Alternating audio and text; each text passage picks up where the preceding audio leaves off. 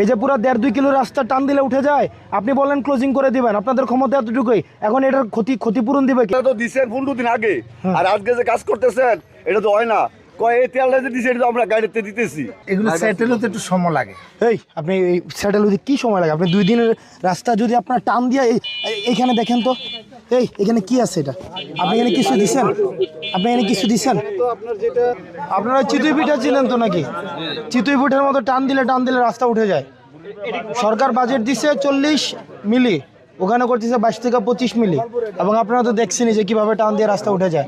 এটা আসলে, এবং এই যে মাটির উপরে হচ্ছে পিচ ঢালাই দিচ্ছে, এবং এইখানে দুর্নীতি করবে, এটা হচ্ছে যে সাহসটা হয়েছে, এটা তো অনেক, মানে 5 আগস্টের পরে।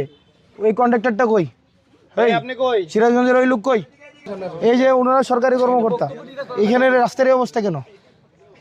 রাস্তা এটা মাটি ভালো হয়েছে, আপনি স্পষ্ট কথা বলবেন।